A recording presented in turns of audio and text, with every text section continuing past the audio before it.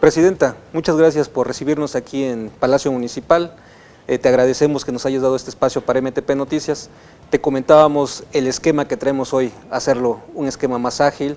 Has cumplido ya el primer año de tu administración y te comentábamos, para MTP el esquema es tú te preguntas, tú te respondes. Tenemos una tómbola, entonces pues son 20 preguntas y pues te invitamos a que saques la primera pregunta, la muestras a la cámara y es la respuesta. Muy bien, Iván, muchas gracias. Vamos a ver. ¿Cuánto ahorraste en este año y cuánto prevés ahorrar y por qué para tu segundo año de mandato? En este año pudimos hacer un ahorro, se ha hablado en varias dinámicas de cómo ha sido. Me gustaría explicar que tenemos dos tipos de recursos federales en este momento y recursos propios. De los recursos federales hay diferentes características, es decir, diferentes reglas de operación, eso lo tendremos que darle cumplimiento en este año. Y de los recursos propios nos están permitiendo tenerlos por diferentes razones. Primero, un esquema de austeridad republicana, lo cual permitió generar ahorros. Dos, se acabaron algunos privilegios que venían de administraciones pasadas, lo cual también nos permitió generar ahorros. Tres, se hizo un adelanto importante en el pago de la deuda pública, lo que nos hizo ahorrar tan solo en intereses más de 40 millones de pesos. Esta es una deuda que heredamos, que llevaba más de 10 años y que, bueno, por primera vez se atiende para dejar de pagar esos intereses. Y de estos ahorros, ¿qué nos permiten? Pues que tenga la certeza la ciudadanía de que estamos a nivel internacional con una calificación de estable, más alta, somos de los municipios más altos que tiene esta calificación comparados con estados incluso, y que para el próximo año, para 2020, arrancamos desde enero con todos estos proyectos de infraestructura mayor que ha solicitado, que ha demandado la gente y que ya hemos anunciado, como rehabilitaciones, la propia central de autobuses, el propio Mercado Unión, entre algunos otros, con recursos propios, sin endeudamiento, con solvencia económica propia, sin tener que depender de saber si llegan recursos federales, cuando llegan o no. Esto nos permite tener una libertad en la toma de decisiones y optimizar el ejercicio para 2020. Bien, Presidenta, te invitamos a la segunda pregunta. Muy bien. ¿Hay elementos para denunciar directamente a tu antecesor, Luis Banks Cerrato, por malversación de recursos, como lo sugirió el gobernador Miguel Barbosa? Bueno, mencionar que todos los ayuntamientos, una vez que se hizo el cambio, estábamos obligados por ley a iniciar un proceso de entrega-recepción. Este proceso de entrega-recepción es una auditoría. Los resultados de esta, que sirven como evidencia de algo que se supone, pero que es importante tener, digamos, que las evidencias, la constancia. Se turna la Auditoría Superior del Estado y ahí esperamos que nos hagan un dictamen o la pauta para hacer otro tipo de investigación en otras instancias. En ese sentido, pues lo hemos cumplido. Siempre mencionamos que no se trataba de una cacería de brujas, pero sí dejarle claro a la ciudadanía lo que se encontró y donde hubo faltantes. En ese sentido, lo hemos hecho conforme lo marca la ley. Todavía estamos en esas mismas posibilidades, es decir, recordar que nuestro sistema de justicia le apuesta a la presunción de inocencia y en esa dinámica pues es importante reunir todos los elementos. ¿Cómo se hace? Pues con la herramienta que el propio Estado tiene mediante la Auditoría Superior del Estado, pero vale mencionar que al momento hemos realizado más de 20 auditorías por parte del ayuntamiento, 3 que son de manera permanente, que no solamente miden hacia atrás, sino que también miden en el ejercicio presente, sobre todo en las áreas que son más propensas a una dinámica de corrupción, porque no tenemos que soltar ese tema, y la ley de responsabilidades financieras obliga a todos los servidores públicos, a todas las servidoras en estar en observación hasta de 5 hasta 7 años, dependiendo el caso. En ese sentido, hay elementos para acompañar esta iniciativa que propone el gobernador a todos los municipios para sumarse a la estrategia que él mismo trae. Hay posibilidades ahora que vamos a solicitar a la Auditoría Superior del Estado los resultados de estas 2 auditorías que ya llevamos con ellos y los propios elementos que nosotros hemos encontrado. Pero recordar también que todavía podemos seguir encontrando y la ley permite a que podamos entregarlos, y esto pues podrá turnarse como lo ha solicitado el gobernador también ante la Fiscalía Anticorrupción. Y no solamente quien es titular puede ser sancionado o inhabilitado en la función pública, sino puede ser toda la estructura que le acompaña, porque aquí aplica el dicho, tanto peca el que mata a la vaca como el que le jala la pata. Claro. Vamos con la tercera pregunta. Sí.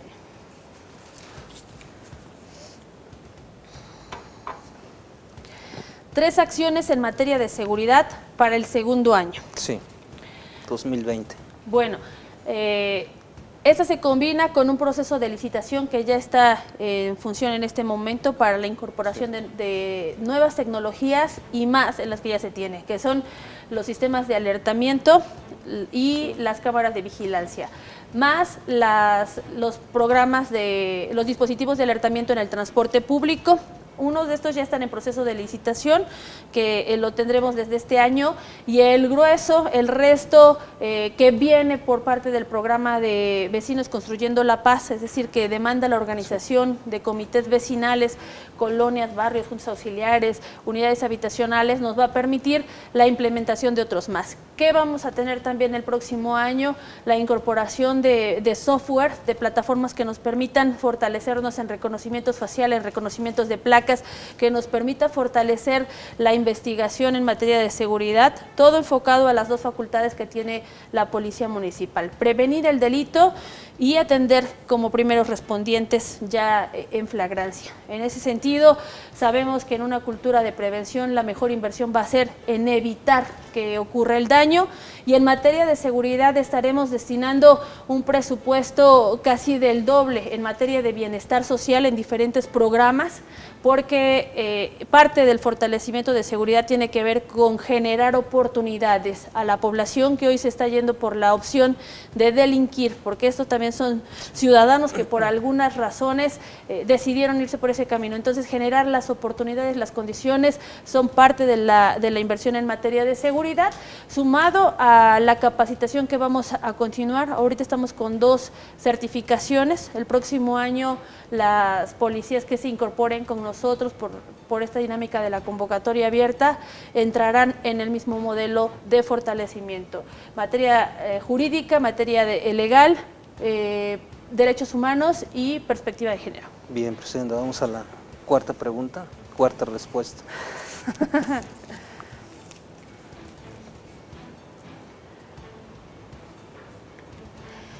Ay, préstame. ¿Por qué tan difícil, dice? No, es que tengo la lista, Rafael. A ver, se la leo. No, ya, ¿cuáles son las 8 vialidades que se van a rehabilitar? Son la carretera San Baltasar Tetela, la carretera Puebla-Aparicio, calle Albert Einstein, Josefa Ortiz de Domínguez, avenida Las Torres, calle 44 Norte, avenida Hombres Ilustres y Adolfo López Mateos. ¿Qué características tienen estas zonas? Muchas son en la parte periférica del municipio, que llevan hacia otras juntas auxiliares, pero sobre todo la dinámica es que en estas o alrededor de estas vialidades hay colonias que se habían visto propensas a una alza delictiva. La inversión son poco más de 52 millones de pesos y el entorno directo en beneficio son poco más de 180,000 habitantes. Bien, vamos al quinto tema, Ay, sí. Ya le iba a escoger la pregunta. Muy bien. El vestido verde que ocupaste en el evento, ¿tiene algún significado el color para ti? El del informe. Es que fueron 2 momentos del informe, uno blanco y el verde, pero aquí sí, dice claramente el verde. El verde. Y sí tiene un significado simbólico. Yo misma pertenezco a un proceso de una lucha por el empoderamiento de las mujeres, por el ejercicio y la libertad que cada una tenemos de nacimiento y por hacer válidos todos los derechos que se han sido negados, pero que también son un deber desde la autoridad y como ciudadana y como activista. Así es que ese era Ese era el sentido simbólico, un acompañamiento apoyando que todas las mujeres tengan todos los derechos. Bien, presidenta. Sexta pregunta. Qué atentos, qué bonito con los detalles. ¿Por qué Claudia Rivera está dispuesta a someterse a una revocación de mandato? ¿No es riesgoso? Mira, el presidente ha mencionado, y de esta cuarta transformación en la que yo creo, uno de los principios que suman a combatir la dinámica de corrupción va de la mano con atender el mandato del pueblo, con estar abiertos al ejercicio, porque justamente una cuarta transformación tiene que ver con el empoderamiento de los y de las ciudadanas, que las acciones de gobierno sean en función de lo que manda los ciudadanos. El estar ahí, el pueblo pone, el pueblo quita, ese es un derecho de los ciudadanos. Pedí la confianza y la ciudadanía tendrá que decir cómo estamos. Yo estoy obligada a rendir cuentas. Soy presidenta municipal, lo que me convierte en servidora pública, lo que se traduce en la trabajadora del pueblo. Y para poder trabajar para el pueblo tienes que saber escucharlo. Y entonces, por supuesto que estoy dispuesta. He mencionado también la característica que tienen los gobiernos municipales, la administración es de 3 años, entonces se tendrá que buscar un esquema que no genere más bien un obstáculo en el proceso de actividades que tiene que desarrollar el municipio, pero seguramente que encontraremos un esquema que pueda generarle la certeza a la ciudadanía de que las cosas se están haciendo por el bien colectivo, que los recursos que son del pueblo, que son públicos, además, se ejerzan con el cuidado que se tiene que hacer. Bien, vamos a la séptima.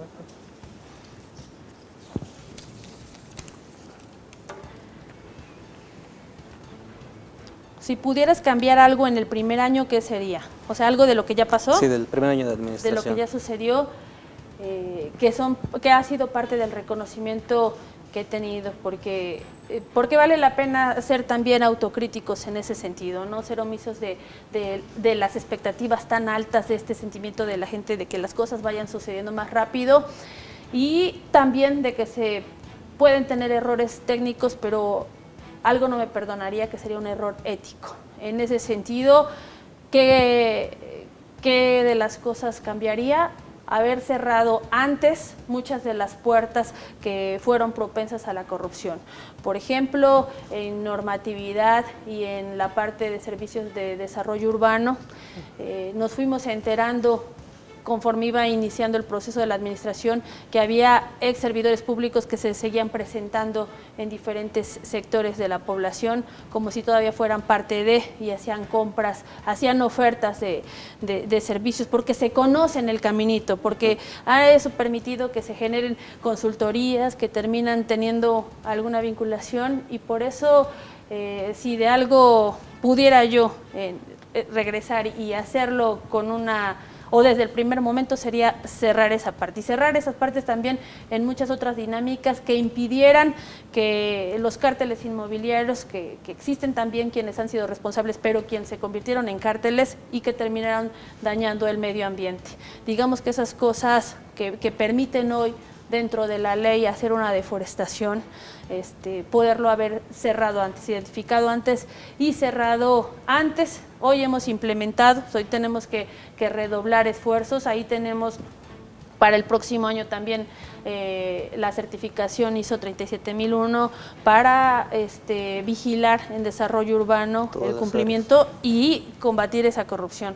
Se hará un cierre ahora con esta nueva carta urbana que se va a implementar y con este plan municipal de desarrollo, para que sea otra herramienta de combatirla, y como otro de los antídotos para combatir la corrupción, la transparencia, ¿no? Todas las acciones que estamos implementando, ahí tenemos parte de las auditorías forenses, sorpresas justamente para identificarlo.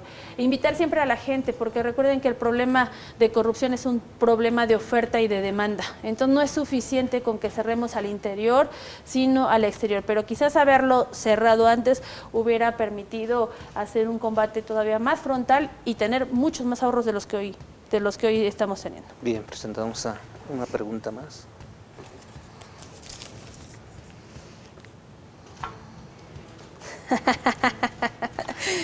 Carlos Mesa Vivero, entre los gatopardistas que ahora te critican,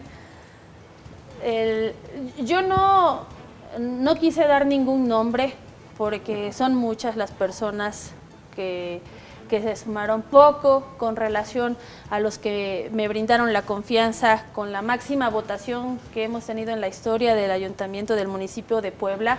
Entonces, con relación a esa confianza de los ciudadanos, a ese voto democrático, a ese acompañamiento social, son pocos.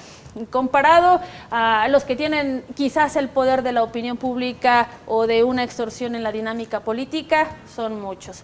Los nombres, como son varios, por eso dije que los podrán identificar.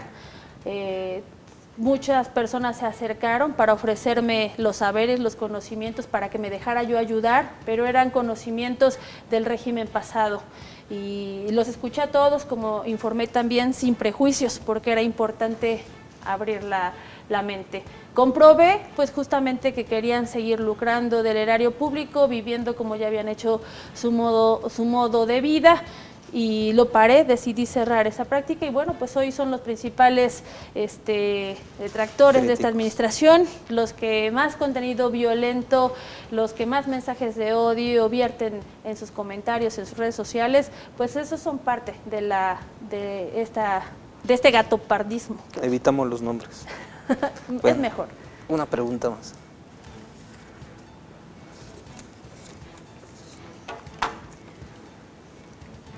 Dice el gobernador Miguel Barbosa que hay priistas y panistas en tu gobierno. ¿Qué dice Claudia Rivera Viva? Pues en efecto hay muchos servidores, compañeros que son de base, compañeros que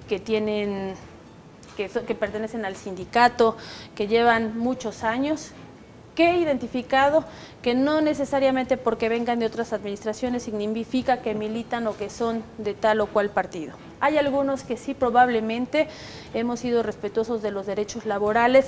¿Qué fueron los cambios que hicimos? El gabinete que hoy tiene el ayuntamiento es el primer gabinete que tiene el municipio como gabinete ciudadano. Y pueden ustedes revisar en los archivos, en el histórico, ninguno de los titulares había estado en esos cargos en otras administraciones o que perteneciera a esa militancia, la mayoría, o todos vienen... ¿Se tienen que ir ellos? O de un activismo. Justamente lo que hice es hacer un cambio en los dos primeros niveles, principalmente, y ahí invitar justamente a perfiles ciudadanos, muchos que son académicos, otros activistas, la mayoría, más del 50% son compañeros convencidos de esta cuarta transformación, pero además que han participado de manera directa en el activismo social, otros que están sumados por supuesto a la cuarta transformación, aunque no vienen de la participación colectiva, pero sí de la parte académica, y pues también logramos integrar con esta dinámica un gabinete paritario que en mayor composición, también es el primer gabinete que es paritario, el primer gabinete que tiene tan alto nivel académico, y ninguno de ellos pertenece a esta militancia priista o panista, pero la confianza que se les dio con tres aspectos que eran importantes: cero tolerancia a la corrupción, una vocación de servidores públicos, de servidoras públicas, y que todas las acciones que hicieran estuvieran dentro de lo que marca la ley, nada al margen, nada por encima de ella, lo cual iba a permitir que en la revisión, para no ser injustos, para no cometer injusticias, se pudiera hacer un proceso de beneficio de la duda a aquellos que traen realmente una vocación de servidores o de servidoras públicas, es decir, no castigar, que eso es algo que también ocurrió, es la primera vez que cuando se hace un cambio de administración no se hace un despido masivo, y era el sentir, porque durante la campaña hubo gente que se acercó, que dijo trabajo en el ayuntamiento, pero creemos en el proyecto del presidente Andrés Manuel, y era importante dar el beneficio de las dudas. Hay compañeros que traen una dinámica de oposición y que además están en contra de la 4T, a esos los estamos identificando y pues agradeciéndoles, porque al final los resultados que demos es el trabajo en equipo, y si no están sumados o con la camiseta puesta con el proyecto de nación, que en el caso del municipio se centra en Puebla, pues entonces no son de beneficio para darle resultados a la gente que es quien paga nuestros salarios. Bien, una pregunta más.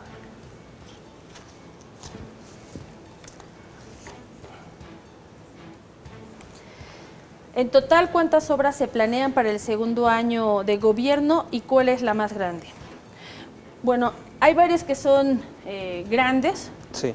Mencionamos primero que no íbamos a realizar obras faraónicas, son obras básicamente de acupuntura social, es decir, sí de una inversión importante, pero que representan la articulación y justamente en puntos nodales que permiten generar beneficio regional, no solamente en la colonia donde se atiende. Algunas de estas va a ser la intervención que se va a hacer en la zona del Mercado Unión, donde va a ser intervención vial, incorporación del sector de seguridad, la parte de la estancia infantil, áreas deportivas, recreativas y el espacio de servicios públicos. Aunque se arranque este año, el grueso de la obra del proyecto se va a terminar 2020. La intervención de la central de autobuses de la CAPU, que también fue una demanda social.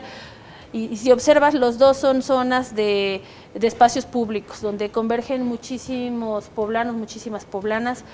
En el caso de la Unión se está construyendo o se construyó el prototipo con la participación de los que trabajan ahí, de los que viven ahí, de los que estudian ahí en la zona.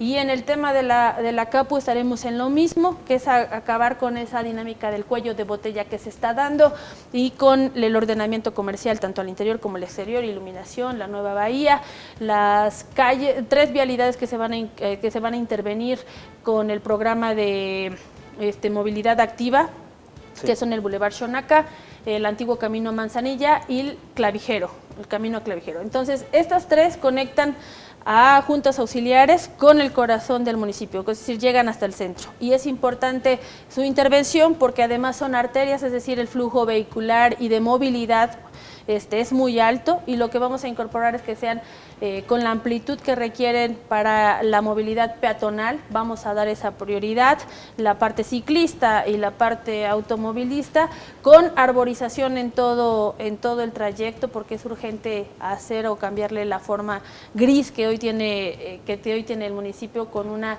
que sea más amigable con el medio ambiente, que sea verde y con señalética vertical y horizontal que nos permita entrar a una cultura de movilidad.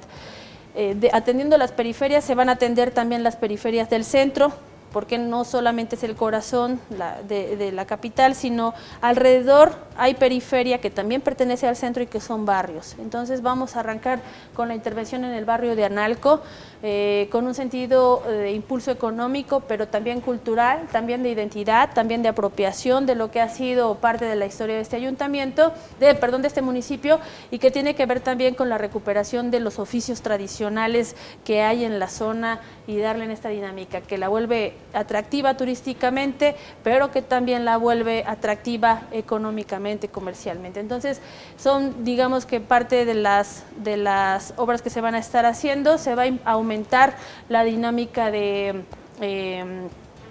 presupuesto participativo para las juntas auxiliares, que es esta opción donde son los ciudadanos mediante asambleas y con organización quienes deciden qué obras y qué proyectos se van a hacer. Entonces seguramente que ahí saldrán algunas grandes o importantes con este modelo que queremos implementar, y bueno, entre algunas otras que vamos a realizar estarán concentradas en la participación ciudadana, también con las rehabilitaciones de vialidades.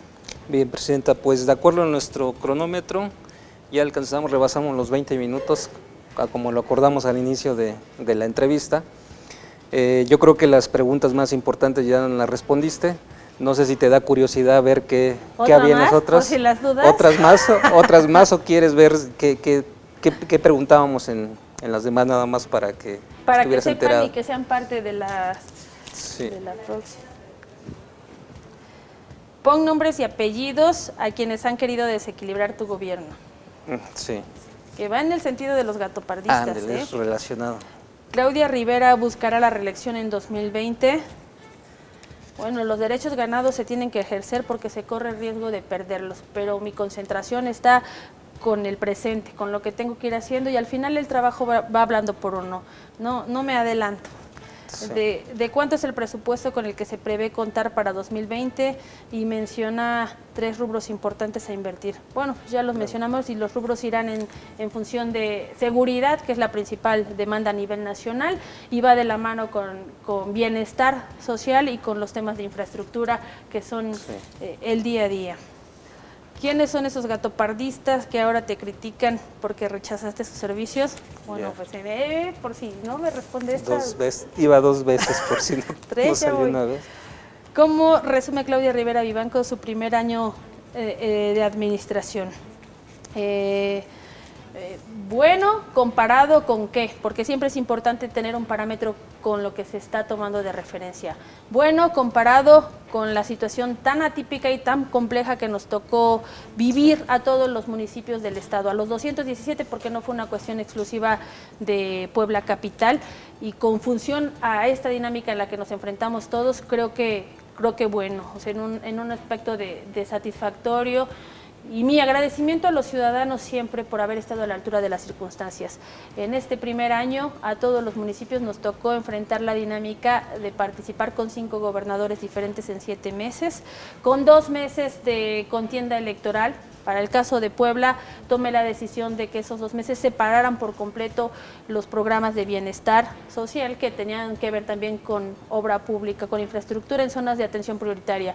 Pero vengo de una lucha por la democracia, donde no se tenía certidumbre. Entonces mi deber era darle certeza a los ciudadanos, a las ciudadanas, de que un solo peso que es del pueblo no se iba a destinar a ninguna contienda electoral, y por eso la mejor decisión era haberlos parado. Sí. Entonces, hoy estamos redoblando esfuerzos. Hoy ese tiempo que decidimos parar, pues sabíamos que el reto era doblar, triplicar los esfuerzos, y por eso considero que va bien, puede ir mejor y va a ir mejor. Ese va a ser un compromiso. ¿Cuáles son esos errores técnicos de los que hablabas en tu informe? Bueno, pues justamente estos que mencionabas, donde podíamos haber cerrado desde un principio las puertas, quizás el tener la duda de que podía causar daño a las empresas, etcétera. No lo hubiéramos sabido, pero pudo haber ocurrido. Entonces, claro, son algunos de los aspectos. ¿En qué consistirá el Bachero Express y cuánto asciende la inversión para 2020? Ya arrancó el Bachero Express esta semana con denuncias, acompañamiento, mejor dicho, es acompañamiento al 072, los invitamos a que nos apoyen. Y estamos previendo que en un máximo de 48 horas se pueda dar respuesta. ¿Cuáles son los 2 motivos por los que no pudiera atenderse en ese plazo de tiempo? Uno, pues alguna falla que hayamos tenido en la información que nos proveen, en la geolocalización, y ahí les vamos a invitar que también nos apoyen con eso, porque sería un área de oportunidad que solventar. Y la otra es que algunas no pasarán por el proceso de bachero porque serán rehabilitaciones completas de la vialidad. Pero bueno, esperemos contar con ese apoyo para atender ese problema histórico. Tu mayor logro en el primer año de gobierno, considero que fueron varios, pero entre ellos, hoy nos posicionan como el primer lugar a nivel nacional en materia de combatir la corrupción, como antídoto la transparencia. El primer municipio en hacer una transmisión en vivo de un proceso de licitación, sobre todo que había generado presión política, y dar certeza. Despulverizar la obra pública y poder incorporar ahora sí a constructoras que llevaban hasta 10 años que no habían sido tomado en cuenta, ahora un esquema de total transparencia y quienes cumplan los requisitos mediante convocatorias abiertas. El ahorro importante que logramos hacer al adelantar pagos de la deuda pública, tanto en intereses que se lograron, la propia dinámica que hemos logrado del proyecto de presupuesto participativo, que también fue inédito el monto que se alcanzó, el primer tablero de obra pública, el primer tablero para informarle a la gente qué se está haciendo con sus recursos, dónde se están haciendo, y un compromiso que habíamos hecho era atender las zonas marginadas. Tenemos que recuperar este equilibrio. Somos la cuarta ciudad más importante del país y desafortunadamente en la última década ocupamos los primeros lugares en número de pobres. Entonces el trabajo que se tiene que hacer alrededor tiene que ser mucho, se va a lograr. Las acciones para remunicipalizar el agua, que es un servicio que también son muy importantes y que se logró, el haber hecho la propuesta de prohibir el uso de bolsas de plástico, popotes y unicel para el comercio o de un solo uso, que es completamente a favor del medio ambiente, y lograr que el municipio de Puebla sea un municipio libre de transgénicos. Somos el primer municipio, entonces estas acciones son muy importantes. Estamos pensando en nuestro presente con acciones para garantizar que el futuro sea para bien para todas las generaciones. Bien, en cambio, en el segundo año de gobierno, muchos estarán dando desde ahora. Ya arrancamos con algunas secretarías que también van cambiando. La propia modificación de la estructura orgánica tendrá que irse adaptando también a las condiciones. La Secretaría de Infraestructura y de Servicios Públicos es uno de los cambios que queremos hacer, el separar las funciones porque tienen diferentes dinámicas de operar y esto ha dificultado que fluya de manera más eficiente. Entonces, cambiarlo también como manera de combatir la vulnerabilidad en corrupción que puede ocurrir en algunas áreas. Vamos a mover de donde pertenece ahora normatividad y de igual manera el fortalecimiento que se estará haciendo en algunas otras direcciones. Bueno, ya sabemos que tenemos ahora la Secretaría de Protección Civil que entrará en funciones el próximo año, que son parte de las dinámicas y cambios que vienen. Y los que vayan siendo necesarios que identifiquemos de manera técnica. Presidenta, Oye, gracias. Sí, sí, es lo que te iba a comentar, que te agradecemos que le hayas entrado a la dinámica. Finalmente nos respondiste las 20 preguntas, no dejaste dudas a nada. Muchas gracias, Presidenta, por la entrevista y pues aquí nos vemos el próximo año, ¿no? Para la otra entrevista. Hasta el próximo año, no, cuando si ustedes quieran. Antes. Para mí es muy importante, Iván. Yo, al contrario, te agradezco a ti mucho esta oportunidad.